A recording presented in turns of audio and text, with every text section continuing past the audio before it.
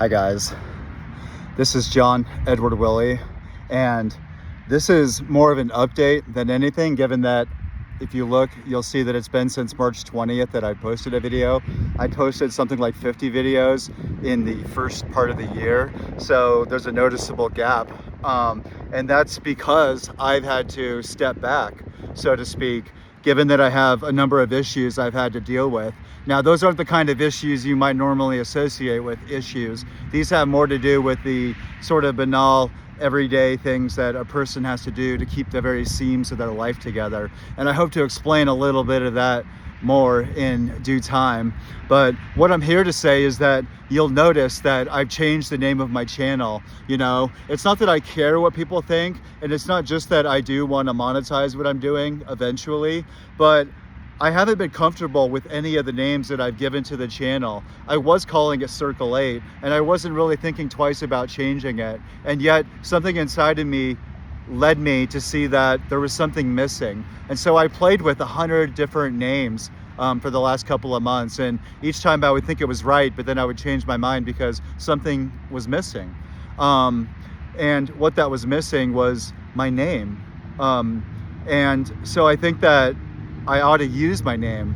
And it's funny because I've been so embarrassed to have the name that I had when I was a kid. At least I'm no longer embarrassed, but I remember when I was a kid, like feeling that I was like somewhat empty for having the name that I had, like John. You know, I sound like somebody's cousin, you know, and having the last name Willie, given that people can't even pronounce it, always made me feel strange. And Edward, I mean, there was nothing more foreign to my world than the name Edward. And yet over time, people have told me that it's kind of a perfect name, and it kind of stands out, which blows my mind, but I'm just gonna go with it. And I'm gonna allow it I'm gonna allow it to signify something else, which is that I'm not trying to hide anything that I am. I'm not trying to create a facade. I'm not trying to create like a identity. What I'm trying to do is to develop my writing, because it's not even myself that I care about so much as it is that I care about what it is that I'm doing, which is my writing and ultimately the creation of content that can create value for other people and that can ultimately allow me to become an independent kind of person.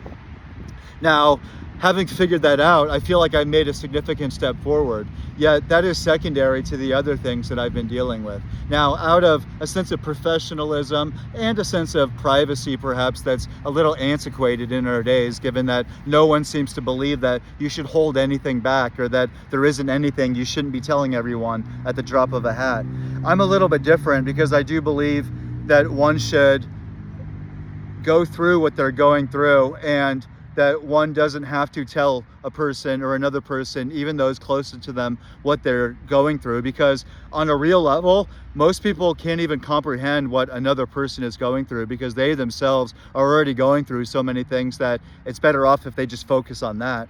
So it's sort of out of that. Now, it's partially out of something that I've been working on my whole life, which is that I do tend to not talk about things that I'm going through in a way that's negative. And a lot of guys suffer from this because austerity and like a bit of stoicism is definitely like what I'm hinting at, but one doesn't want to be in a position where they're not talking about things that are very important, things that are very crucial. And so I'm very blessed because I have a handful of people that I can turn to when I really need to. But in these videos, I'm not really so interested in that, because what I'm interested in is extracting value. And the way that you extract value from what you're going through is by, in a way, figuring out solutions and figuring out how to communicate those solutions to people who have problems, even if they don't know they have problems. That's one thing I've realized, is that you have to sort of not only point out to people, like, not problems, but like situations where you might have something to say, and by saying it before they even know that they have a problem, you can in a way help them resolve that problem. And I'm overcomplicating it, but what I'm meaning to suggest is that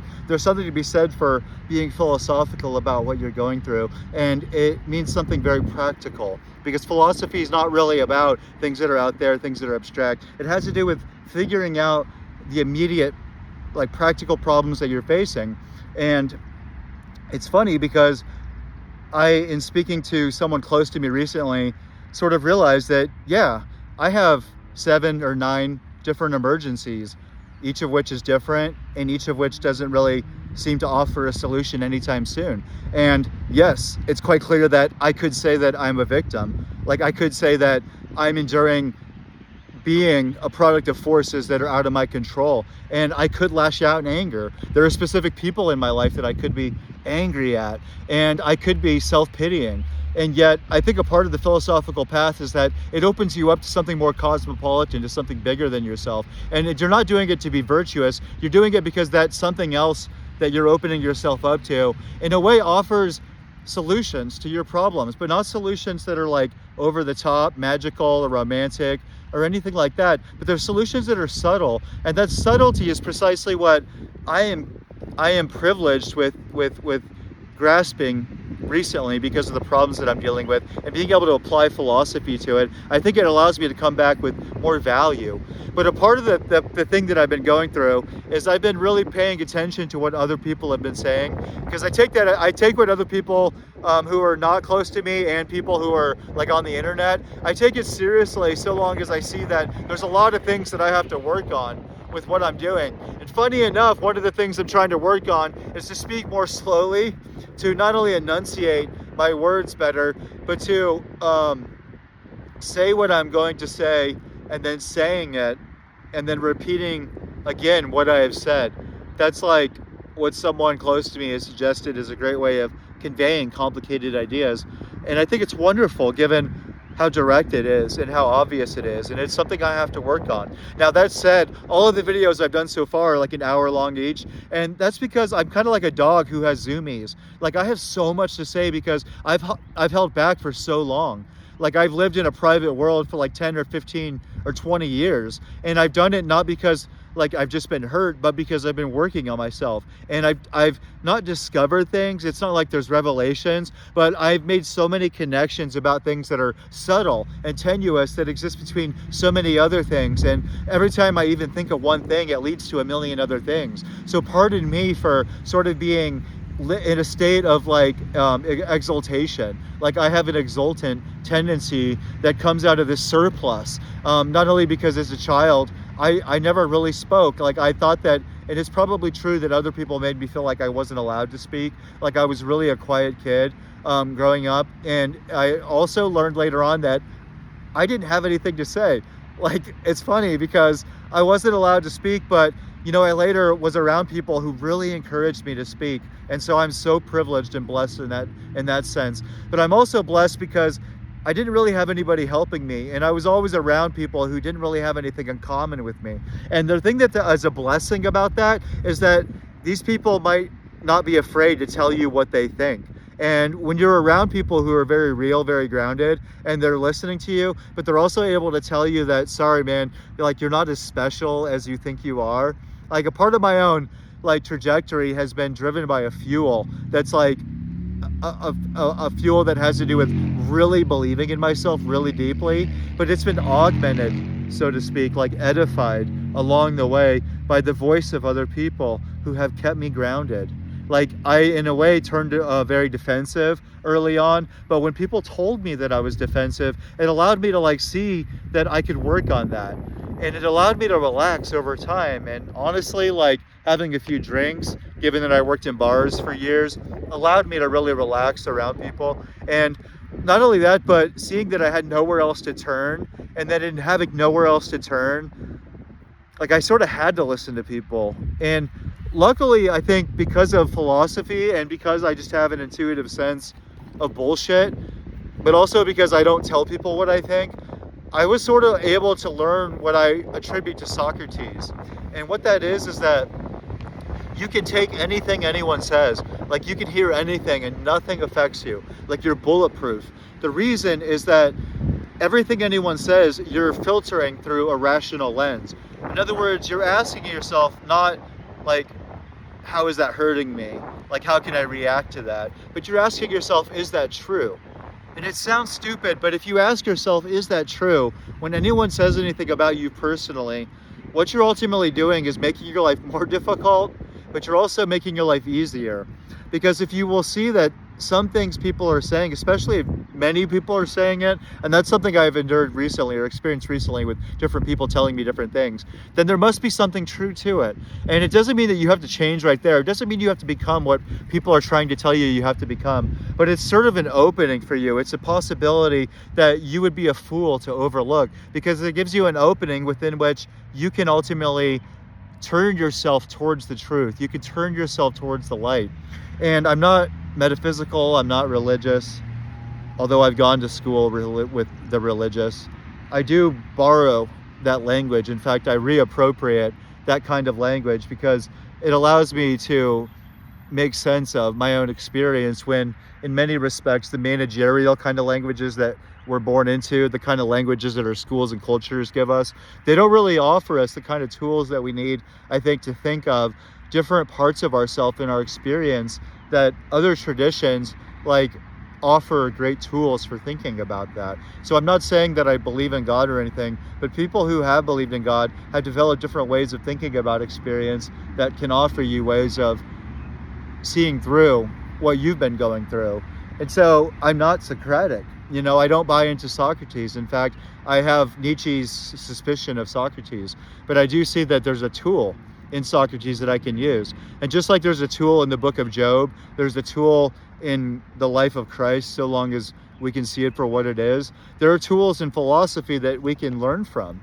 And so one of the greatest philosophers of the 20th century, I hate to say that, but it's true, is Michel Foucault, a French philosopher. And I don't agree with him, but I do think one thing he said is really fascinating for two reasons. And one of those reasons is that it's deeply applicable. He ultimately thinks of the history of philosophy and thinking to be a set of toolkits, a set of toolkits that offer you different techniques, like Socrates, Plato, Kant, Spinoza, Deleuze. They're not like absolute thinkers. You don't buy into their philosopher in an absolute way. Whenever you agree with particular things in what they say, because you can borrow from that a sort of technique. You have to be aware at the same time in terms of what it requires and how it can also represent a problem, because you might have serious schisms or problems and incoherencies in your own thinking that you have to address. So it's not a postmodern position of merely pasting together from the outside a bunch of ideas and then saying this is who I am. In fact, like I mentioned earlier, we're taking the hard fucking path, and that means we're organically developing our own ideas, doing it the old-fashioned way, by reading books, by having those really difficult conversations with people who we disagree with, and finding a harmony in it, but not really allowing that harmony to make us forget that not only are there disagreements in us that have to be fostered, but there are people out there who might in fact be our enemies, because thinking has limits and power is very real. And philosophy has had a very difficult relationship with power throughout its 2,500 years. And I think a part of what the 21st century offers is a way of contending with power in a way that allows us to deal with the urgency and existential problems of our own life. And I'll talk about that later. I know I'm using a lot of complicated, stupid, abstract language, but it's partially because I'm planting seeds. I'm planting seeds for myself because I want to go back later and developing these ideas. So one of the things that I learned from other people close to me is that I need to make shorter videos. I can't make long videos. No one can listen that long. And I have to break down my own videos into shorter videos and make them not cartoonish, but make them more easily digestible. I agree, that's totally something I'm going to work on, but it has to be understood that there's a legitimate reason why I've been doing what I'm doing, because I think I'm also going to do these long videos like I'm kind of doing now. I'm not sure how long this video will be, but I haven't made a video in a while, and I'm sort of like a golden retriever. I swear to God, that's my spirit animal. I have 11 different spirit animals, honestly, but the most prominent is that I'm a golden retriever. And just being outside in this beautiful landscape, this meticulously manicured green grass, this crabgrass that sort of grows everywhere, it makes me think that this is the time of Eros. This is spring. It's April 25th. It's 5 days before my birthday, and spring is springing. I don't really think that T.S. Eliot is right. I don't think that April is the coolest month. I'm feeling reborn. I'm feeling a renaissance in my breath, in my being. And I don't mean to be cliche or trite. I mean to say something that's more bodily, that's more rooted in the earth, because although I'm secular, I find that an animistic spirit is often working through my language. Like, I'm often guilty of a kind of poetic sensibility that makes me an animist. You know, so many of our ancestors were animist, and we are all crude descendants of that. And I don't think that secular language is like a quasi-closeted animism, and I do think that when we're being serious, like, we have to let go of this, but our life offers so many opportunities to not be serious. And so I think it's a mistake to not think poetically and to not use poetry in our language, not in a way that's like trying to write poems or trying to be formalistic, but that can reclaim the sensuous, physical nature of our world. That's what, like, allowing yourself to be poetical allows you to do, is to reappropriate what has been taken from you. Like, what has been taken from each of us by theology, right? But what has been by the history of theology in terms of religion that makes us hate our own bodies, that makes us hate our own desires.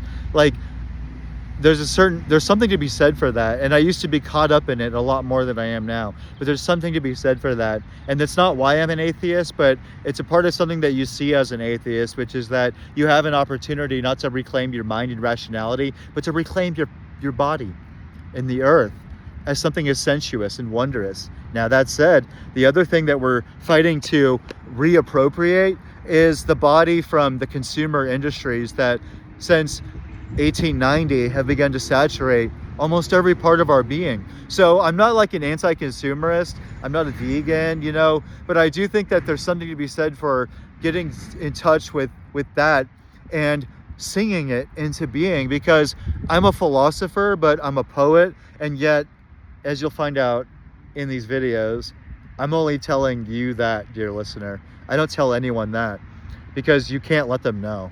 Like, in order to practice poetry or philosophy, you have to become a double agent.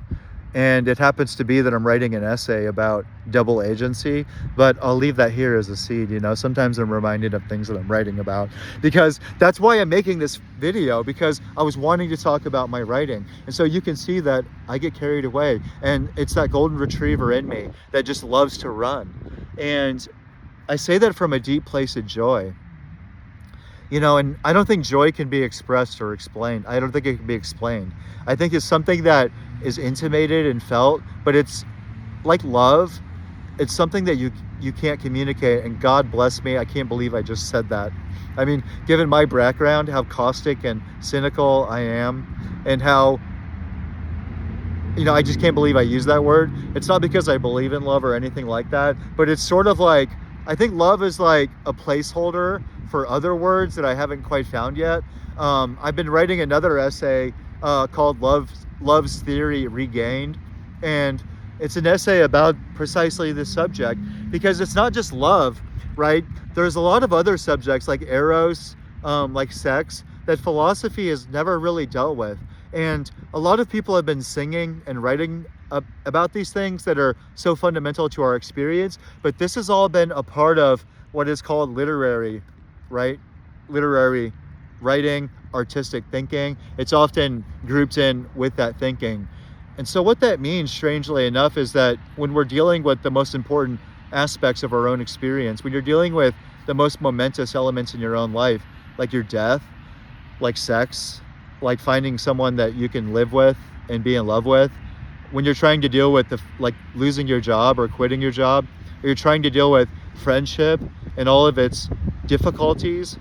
I'm writing an essay called Friendship is a Weapon, by the way, about that subject.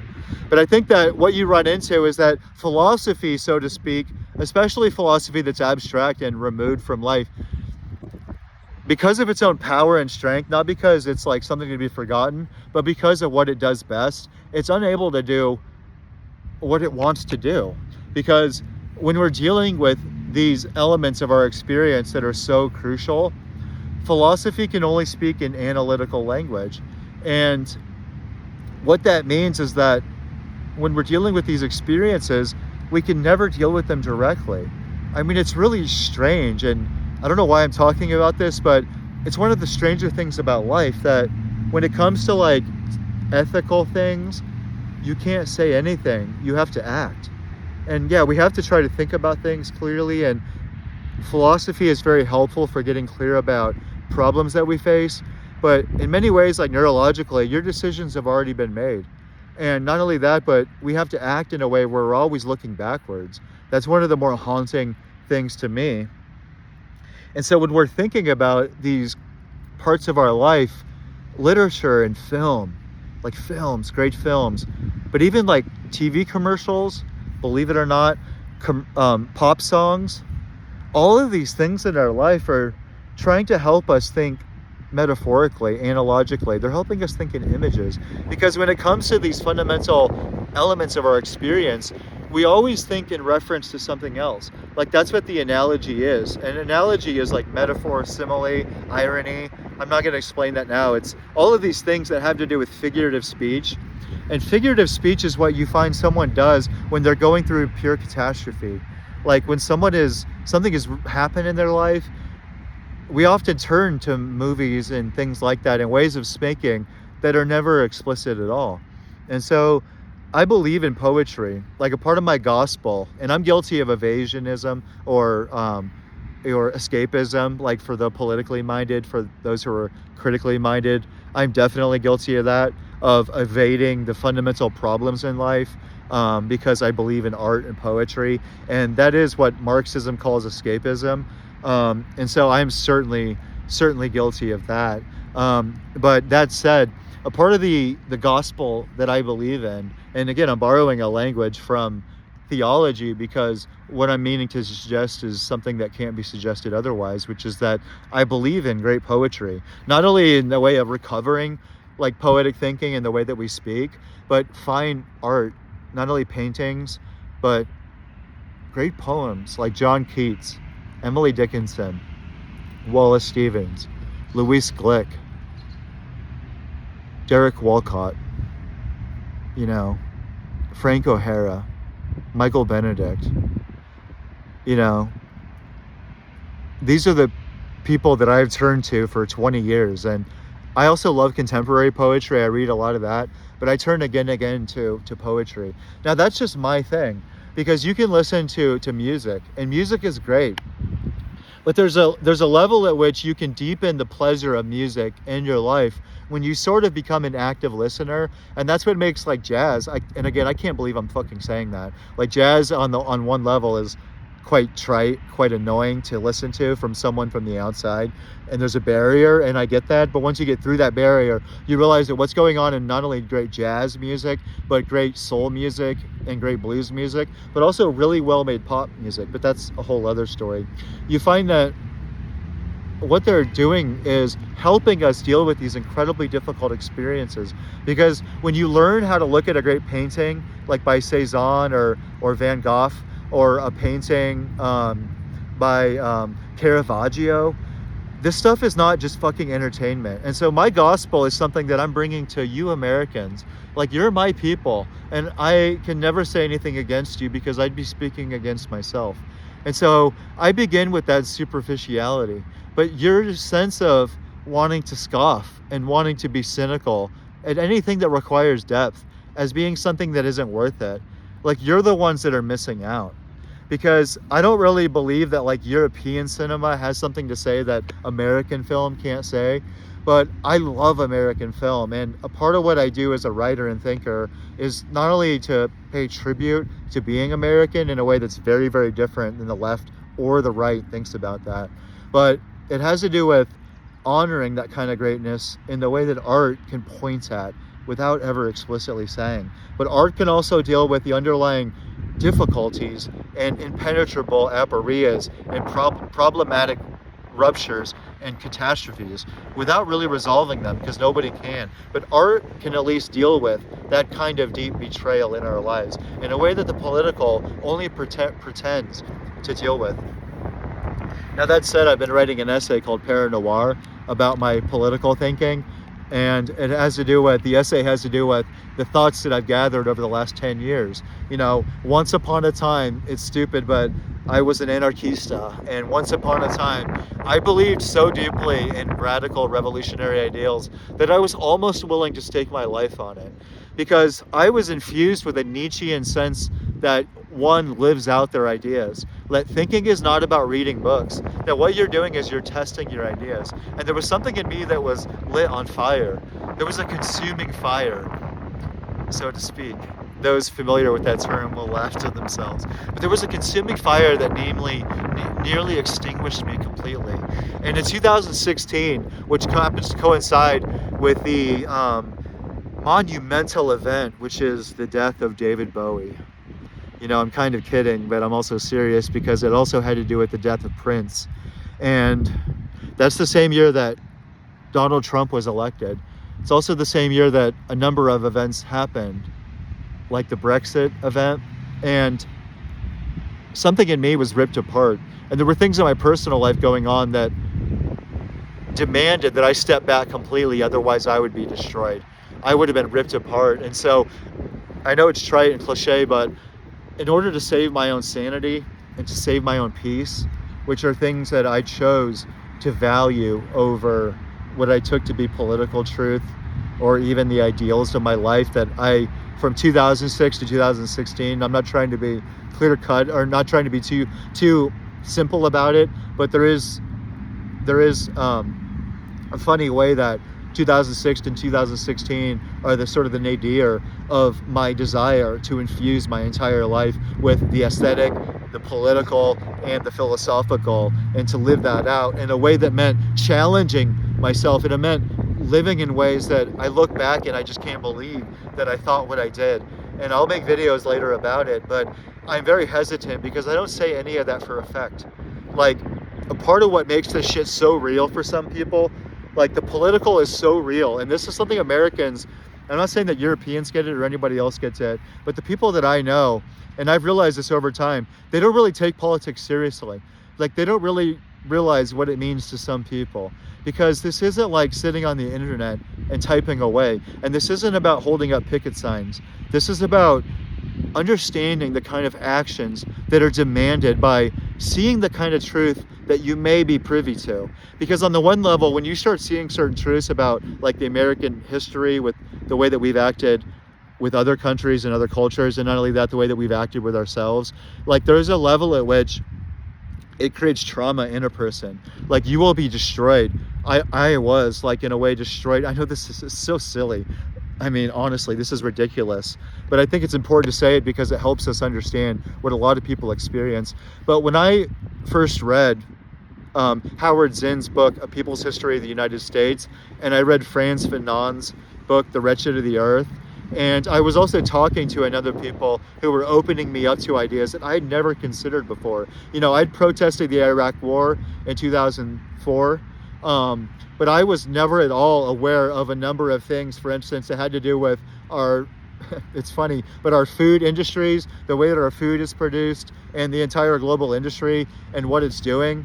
That went hand in hand with realizing what American diplomacy was doing, and the kind of lies that I discovered in 2007, 2009 about our culture and our life.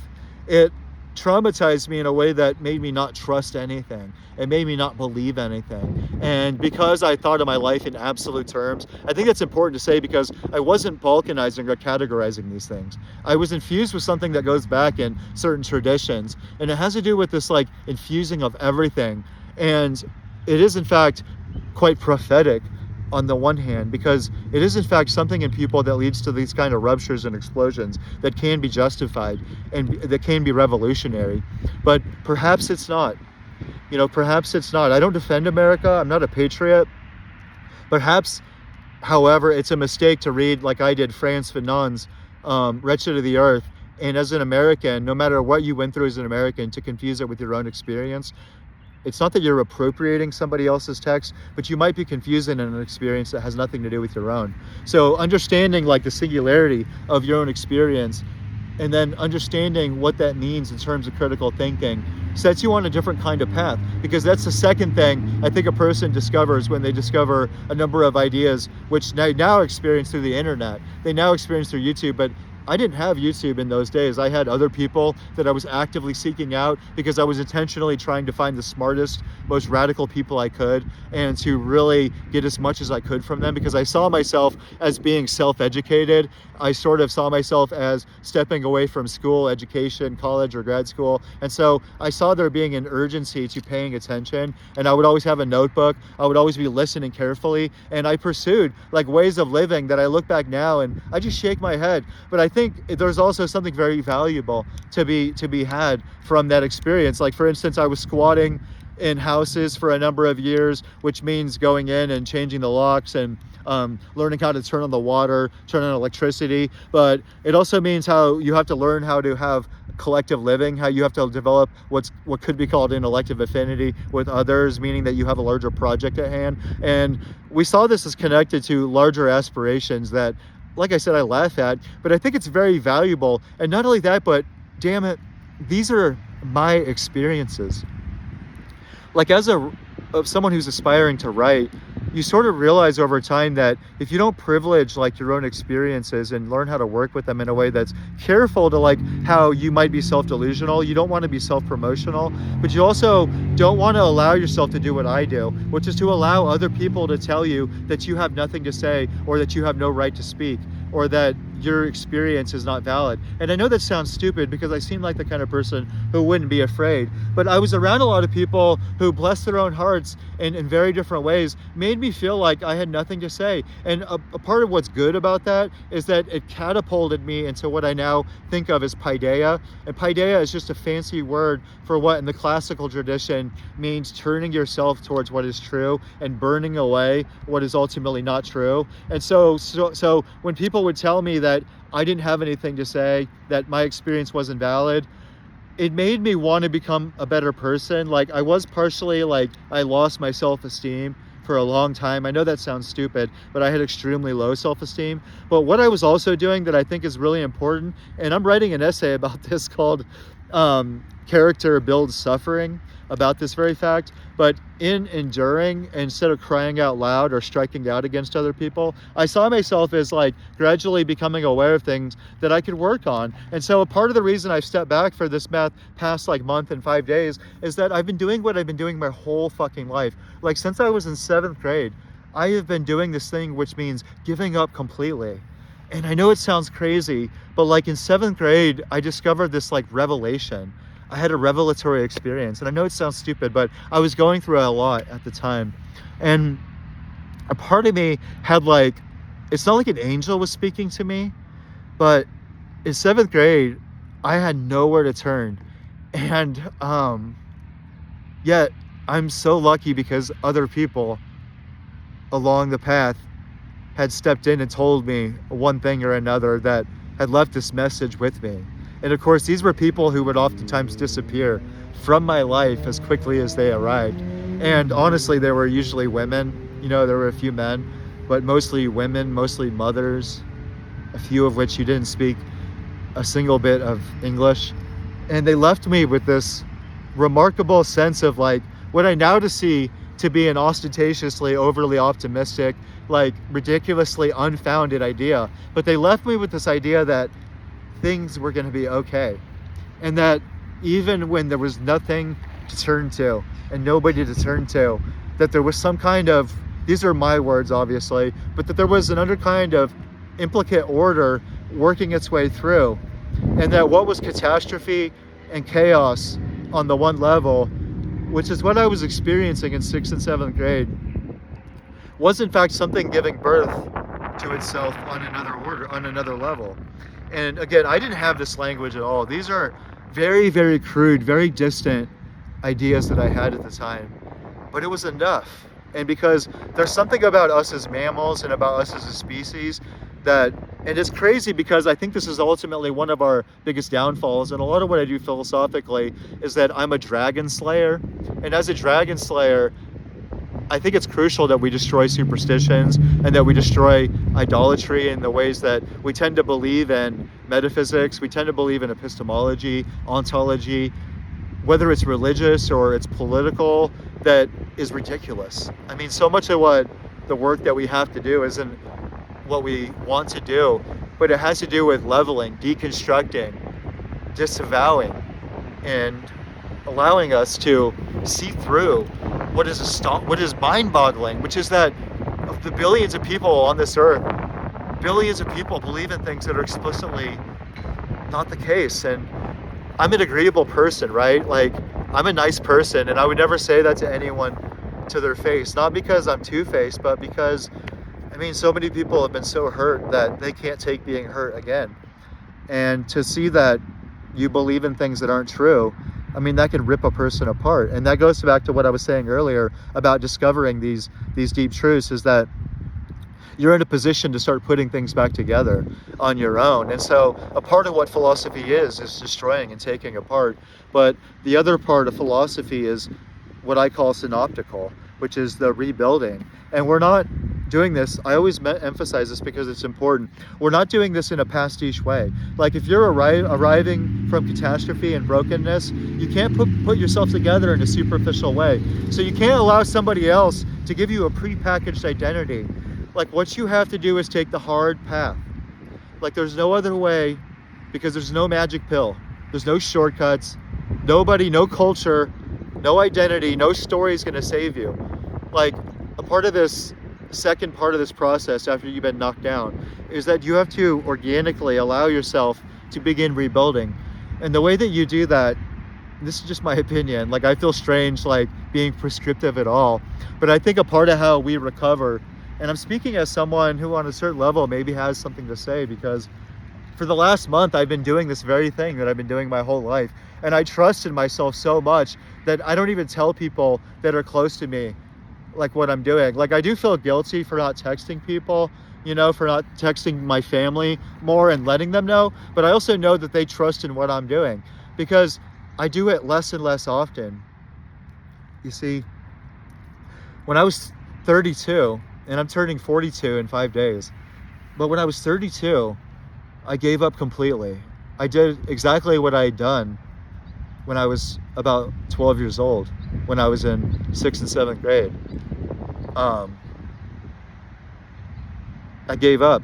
And that doesn't mean that I wasn't moving forward, because I was going through the motions. Like, everyone on the outside who knew me in my life at that time, they are sort of nonplussed when they hear what I tell them, what I was doing and what I was thinking at the time, because I was keeping up appearances. And that's a terrible thing to do, but there's something about it that's crucial, because you have to be working on yourself. Like, you want to be working on yourself, but you're keeping up appearances partially because people can only take so much, but also because they can really only talk about themselves when they're really only going through so much that they can't even think outside of. And that's partially like a way of paying respect, but it's also a way of recognizing that, yes, there are a few people that if you're blessed, you can turn to that will help you.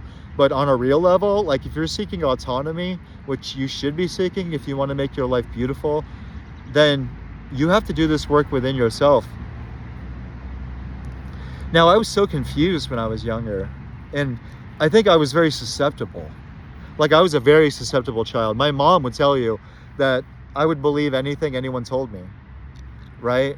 Like, I don't think that's true, but I was sort of very, like, influenced by the minds of other people. And so I've always been very, very aware of that. I actually forgot where I was going with that. See, that's a part of a problem of making these longer videos, especially since I'm talking about nothing that has to do with what I was really hoping to talk about. But what I mean to say is that I had a kind of faith that, you know, I became an atheist when I was like 14. So I would never use that word. Like, in fact, I was a part of like that new atheist movement that was inspired by Daniel Dennett and Christopher Hitchens and others. And so I was at war with atheism, and I was an anti-theist for a brief period. It's ridiculous to think, but a part of my own growth had to do with that sense. And again, that's prior to becoming radicalized. But I think that what I mean to suggest is that I had a sense of confidence in myself, and that confidence meant that I was going to recognize that I didn't know what to do, that I didn't know what to do ever.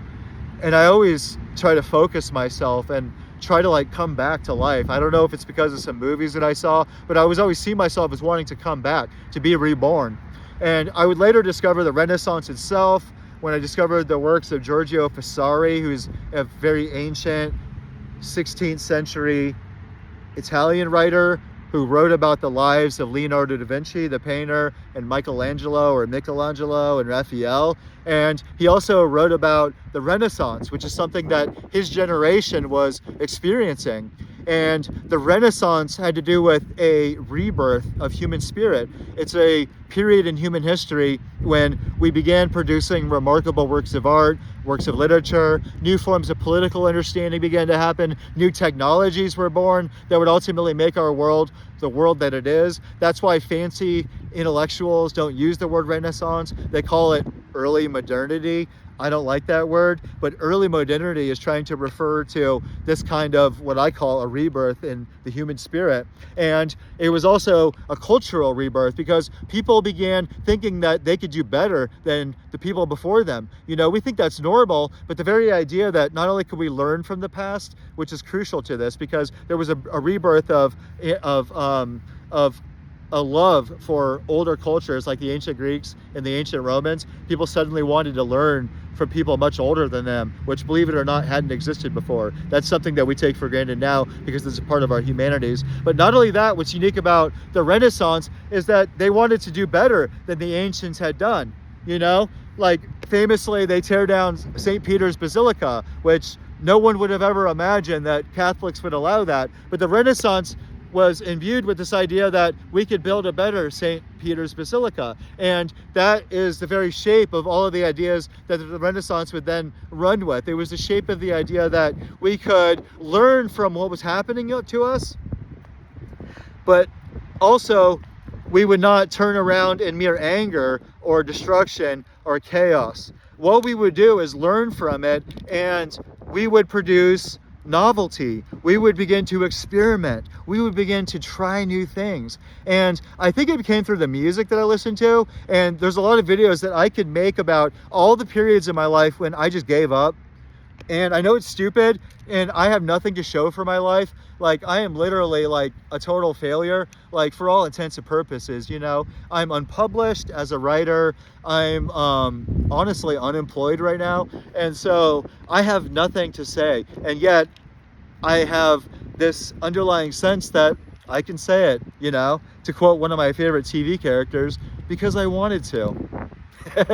Like, we forget that pleasure justifies so much. Like, that's the pleasure principle, and that's a part of the Renaissance itself, is that pleasure itself justifies what we do. And I think philosophy and poetry are both highly pleasurable. And so I am hoping to make videos once again in the same fire that I had before, but I hope to learn, you know, like based on what I just said, from what isn't working. So I'm going to hold on to what has worked, just like I do with my whole life, but I'm going to try to like do it better, you know?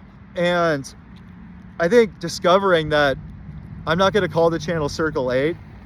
I'm not going to call it living philosophy or living thought or deeper thought or body of thought. And I was going to use a subtitle, philosophy, poetry, and life. And I was thinking about just using that as the title, but then I realized that everything I'm doing right now, guys, and the whole reason, honestly, that I haven't been posting videos isn't just because I've had to step back and deal with my life. It's because I've been writing. I've been writing harder than I have my whole life. Like, I've always written 1,000 words a day, but this is the first time that for a month I've thrown myself into writing for 12 hours a day. And I really wanted to like win an award or get published with this writing before I even said anything about it. Like, a part of what I wanted to do with my whole self is to show things, to have things done before I even talk about them. But, you know, fuck it. I'm probably not going to win an award anytime soon. I'm hoping to apply this manuscript that I've been working on to a press who has an award for first time publications. I believe it's the Pittsburgh Press, and it's a award for first manuscripts. So I've been working on a collection of poems called The Still Life. And The Still Life began as a set of practices, as a set of test assignments that I set for myself, because I wanted to write so bad. And my writing, honestly, has been so bad for so long. Luckily, I have a mentor. And my mentor has really allowed me to take an axe to myself. And it's been very difficult. But I began writing in a way that's very direct. And apparently, it's beginning to work. And I don't think that when I hear my poems, these new poems, which are called The Still Life, I think it's sort of like a joke, because I began writing these as ways of practicing writing in a way that was just very direct, so that I could become the writer I desperately want to be. And if you can't tell, I'm highly speculative, highly metaphysical, which tends to run into deep problems with writing. So these poems in themselves, even if not published, are a real triumph. And so my mentor has really given me the fire to, instead of writing like 1,000 words a day for a few hours, to really focus on this as much as I can. And it's been torturous. So I think a part of what I'm saying is that these videos are sort of like a record of you coming along with me in my process to get published as a writer. You know, these videos are about philosophy and philosophical subjects and poetical subjects and poetry, and for my own poetry, but it's also sort of a record, you know, and that's what these videos are for. And like I said, I hope to make short videos, but this video is really like my attempt to capture reflections overall. So I suppose that this kind of video is sort of like a record for myself, so that I can, you know, have a time capsule, because I would have just been walking today and recording anyways. You know, that's what I do, and that's what I've always done, and yet it seems silly to me to not just record a video, especially since I received a prompt recently from someone close to me asking me why I haven't made any videos recently, you know?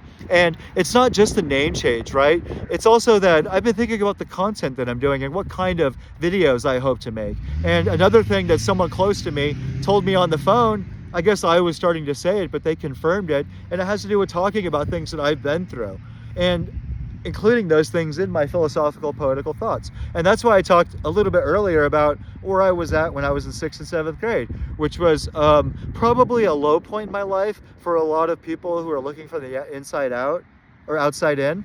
But honestly, for me, and a part of my writing that I've done that's autobiographical with this memoir that I'm working on called Draw Fire, I'm writing a lot of stuff. One thing I discovered in my own memoir is that I didn't feel the suffering. I didn't feel the pain that I thought later that I'd felt even as a kid in 6th and 7th grade.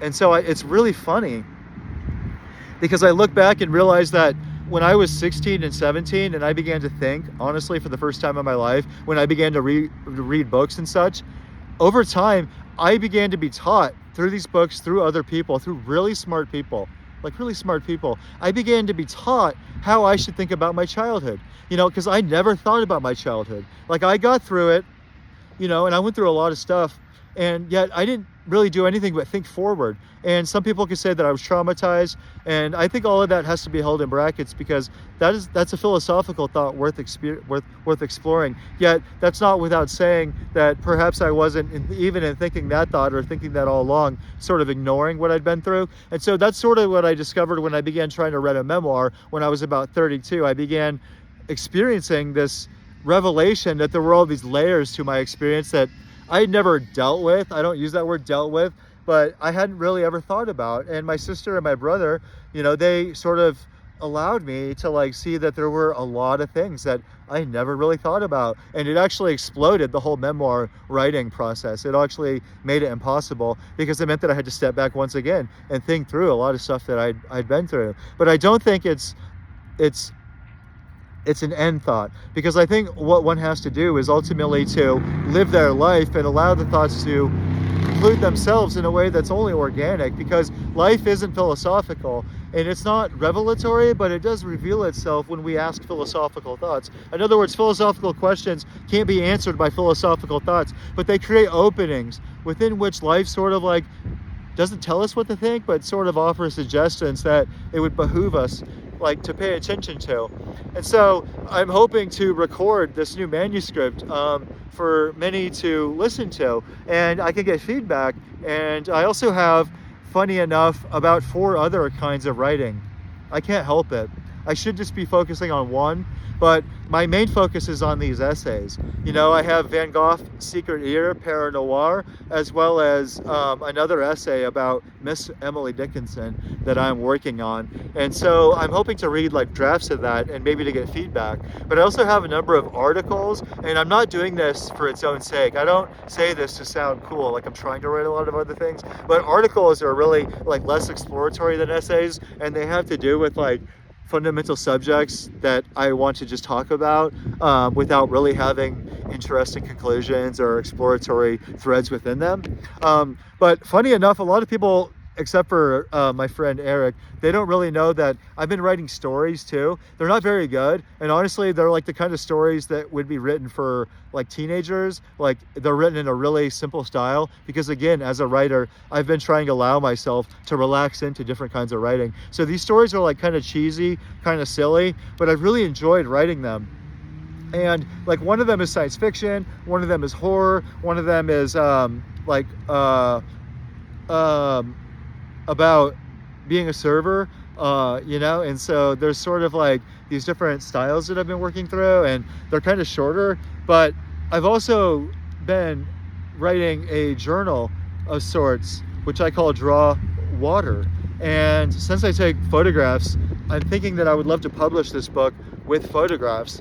And the writings are really journals for all intents and purposes, but they're not journals like we normally think of them, because for one, they're more polished, but also they're meditative, lyrical thoughts on my experience, on what I call experience with a capital X, you know, because I want to put the X back into experience. But you know, what's crucial about all these writings is that it gives me value, it gives me material for these videos. So it's not just that I want to do videos for their own sake, but I want to get feedback. And I know that's a lot to ask, but I hope ultimately if people can tell me what the hell they think about my stories, that would be a real leap forward. Because this last month has been significant, because I'm finally polishing a lot of things that I can show to other people. But it's the first time in my life, after years and years, think about it, day after day, for years and years, without taking vacations, I've been writing about 1,000 words, and it's all shit. Like I've been going through it, and there's a lot of stuff that I'm working into essays, like there's a lot of seeds, but it's all shit. Because, you know, I was never educated. I have an essay called The Miseducation of John Edward Willey. I hate to be dropping my own essays, but I hope to get them published, and that'll make these videos even funnier. But along the ways, I never really paid attention in school. And so I was able to read early on, I was able to write, and yet I do not know the rules of punctuation, forms of speech, grammar, other things. So I've really had to go to school with that. And you could probably hear in the way that I speak that I lack a certain eloquence. I think I have certain strengths on the one hand, but I'm ultimately hoping to get better at this as I do it. And so I've been moving forward with these writing forms in the way that I write sentences, you know, because I work sentence to sentence, and learning how to construct fascinating, interesting sentences is a part of like the workmanship of what I do. And my best friend, who is like an aspiring painter and musician, is all about fundamentals. And it's something that he has born into me, which is this idea that in a creative pursuit, you're always working fundamentals. So even though I love to think and speak and write, I have to slow down.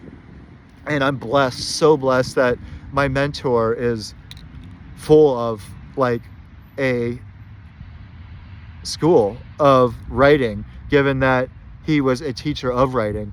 And so it's been quite painful, to be honest. Like I've had a lot of painful nights because I've really had to come to terms with a lot of my inadequacies. But it's also why I haven't made videos, because I've really been working on that fundamental thing. And so what's funny is that's not even fundamental, right? Because besides writing, I also have my life. I have my self-education, which is always ongoing, and I also have these videos. And I've always wanted to have a solid foundation for these videos, but in order to do that, I've had to create a solid foundation for my life.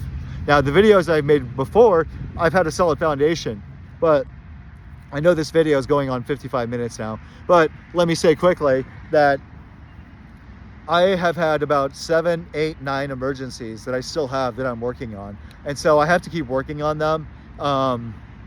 And I'm in a space now where I can make videos. But these things that I'm working on have directly to do with writing and with getting that fundamental, because although I hope to ultimately, I hate to say it, but make a living creating videos and creating content, I hope first of all to make it as a writer. So I've had to make that primary, but also I have had to take what I eat and how I sleep and my physical exercise, my walking, my running. I put all that first too. And it's one of the funny things about me, but I have to take care of myself. And I'm not really a romantic, explosive kind of person, yet I'm not conservative, but I have to get certain things first. And yet I have to change and be flexible based on new things that I learn. One thing I've learned through my mentor, through my writing, is that I can't really have the kind of routine that I've tried to have, which means studying and writing and making videos every day. I've had to really dedicate myself to writing like a dog, and I've had nothing left after that. And so it's meant I've changed a lot of little things in my life that I'm sort of adjusting to even now. And there's so many things that I really can't say because these are public videos, but these are videos for those who are closest to me, not just my 17 subscribers, but also to my family, my beautiful, beautiful family. Like, my family is everything. Like, and I never thought, it's kind of like talking about other things I've talked about in this video, my whole life. Like, if you could have heard the things that I have said, you never would have believed that I'd be saying what I'm saying now, which is that there's nothing more fundamental than family. And yet I don't mean that for the reasons that you probably think I mean it. Like, sorry, I'm not saying that to be sentimental or to be anything other than someone who's trying to speak the truth, because I hope ultimately to make videos about even that subject, you know? Like, I have an essay called My Father's Son and another essay called My Mother's Keeper.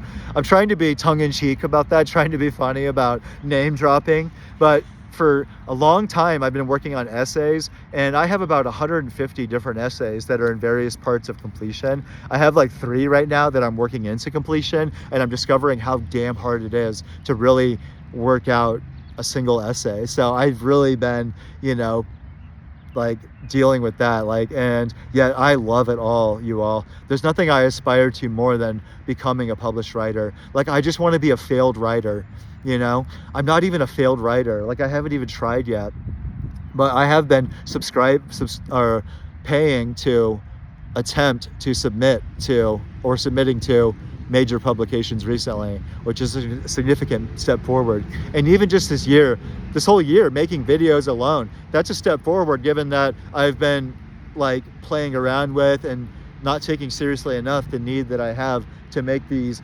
videos a part of my own life. Like, even if I'm just a failed YouTuber and a failed podcaster, like, what a wonderful life, right?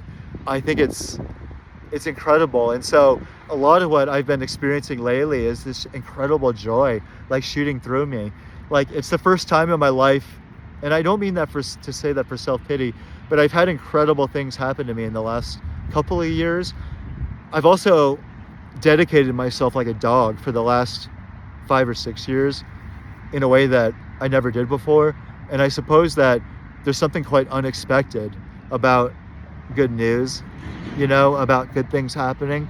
Because if you care to listen, you'll see that in my last videos a month and 5 days ago, I was dealing with some really difficult shit, at least, difficult from where I'm at. Like, I always say that stuff, aware of what everyone's going through.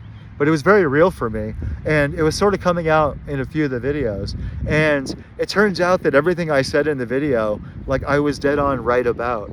Like, and yet I knew that I had to step back, but I was sort of hinting at things that I knew were gonna work themselves through. And so for the last month, like, I haven't fallen apart. I haven't given away to all the bad habits. I've had a lot of bad habits in my life, a lot of tendencies, like stuff that I won't even speak about, but I haven't even thought twice about giving into any of that. And so I know what it means when other people are living their best life and they're not getting credit for it, like, because nobody even knows. But you fucking know.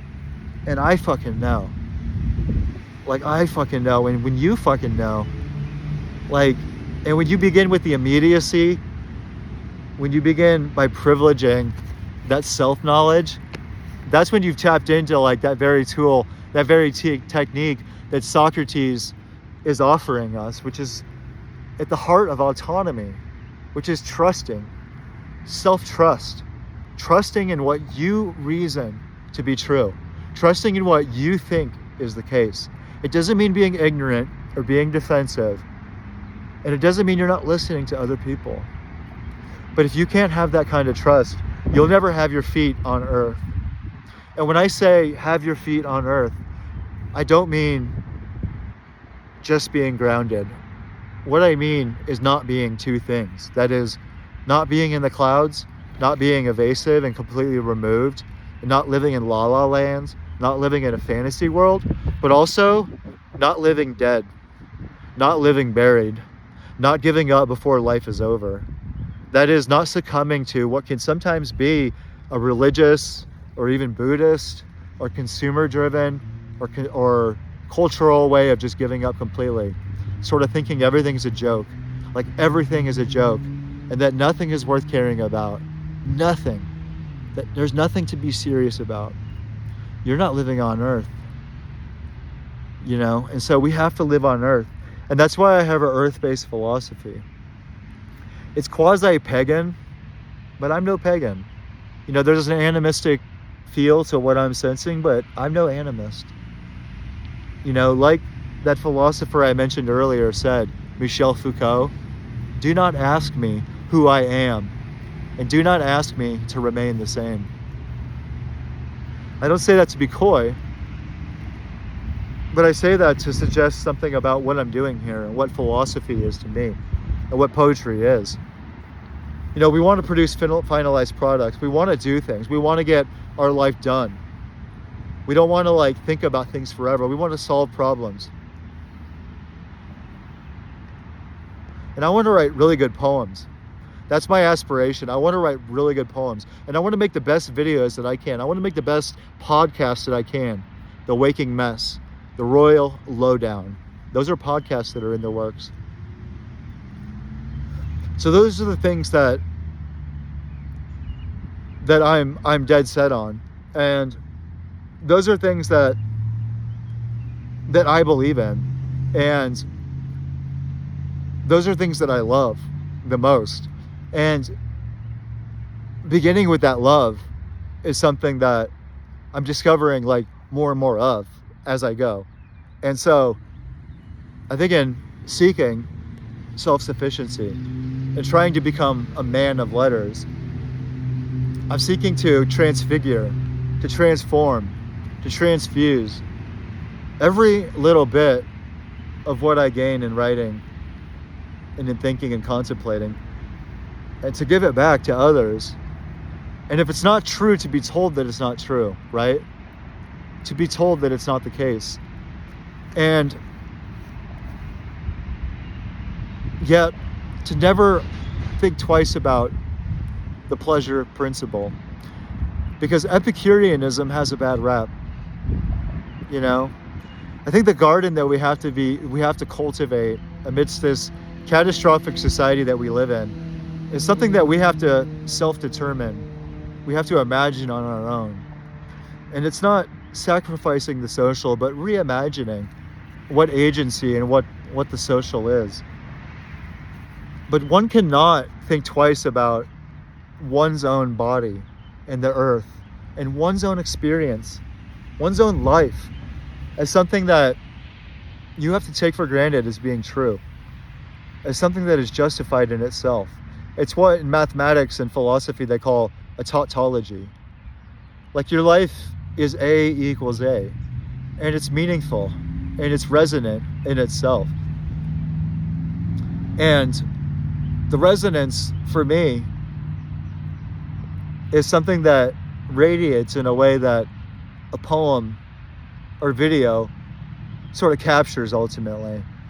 And I think that without even understanding it, simply by capturing it, like in what I do, I can give it back to others.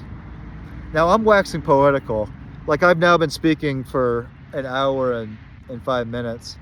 And, I promised myself I wouldn't do this, but I've also said that these reflections are my attempts to capture as much as I can, as if I were making a time capsule for myself. But this is also a function of that writing that I'd mentioned called Draw Water.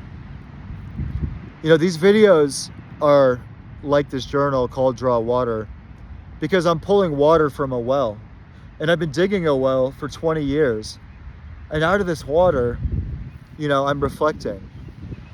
Because it is water that reflects. And perhaps I'm playing too much with images and metaphors. But I see the written journal, or even the blog, it's not called that anymore, but the vlog, these video logs, as reflections, as being something that has to do with the contribution to what I was getting at earlier when I lost my path, which is that I want to make great poems and I do want to solve problems in my life. But this is a process. And so when I'm speaking here, specifically in these videos, and a lot of what I'm doing, I'm not really trying to nail it down so much as I'm trying to honor two things, which is the underlying fact that so long as I'm speaking with a skeptical sensibility as well as a critically affirmative sensibility. Now I know that sounds stupid, but what I mean to say is that so long as I'm thinking or speaking or writing, nothing is the case. And that's why I think that I am so frustrating to so many people, or I can be. And I'm more frustrating when I'm not self-aware about it. But to think is to be dangerous. And to be dangerous to oneself is to honor the nature of thinking. And that process is a part of what we're doing here. Because so much philosophy on YouTube and poetry is not about that process. It's about like doing what they do in school and doing what they often do in most books, which is treating it as a dead subject. Like to me, philosophy and poetry are alive. This is living philosophy. Like this is philosophy, poetry, and life. Like life's not at the end because it's a tertiary or a third thing.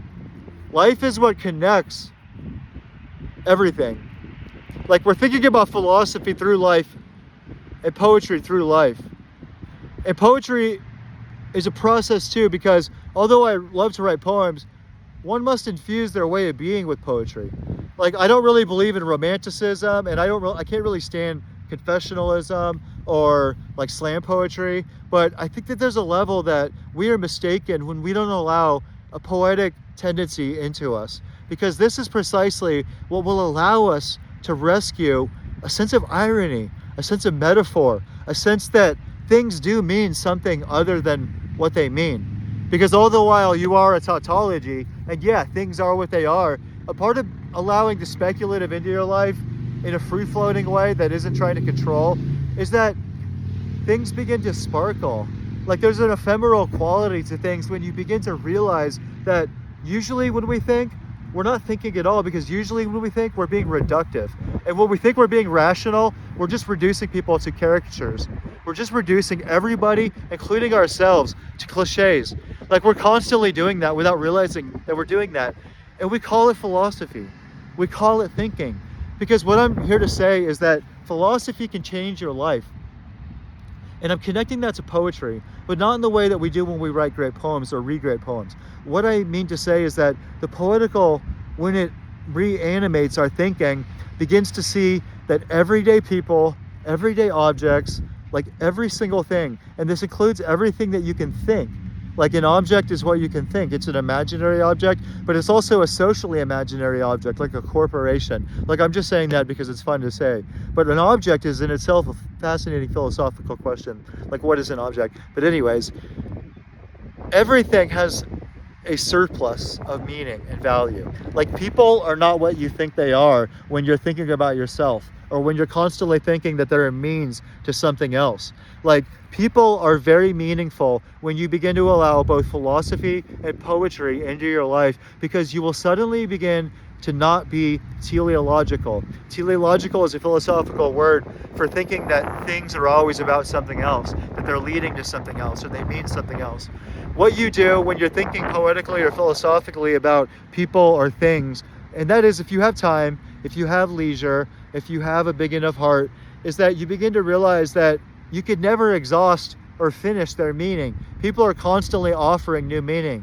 And that's a part of what I'm here to offer you. I suppose that it's a part of my own niche.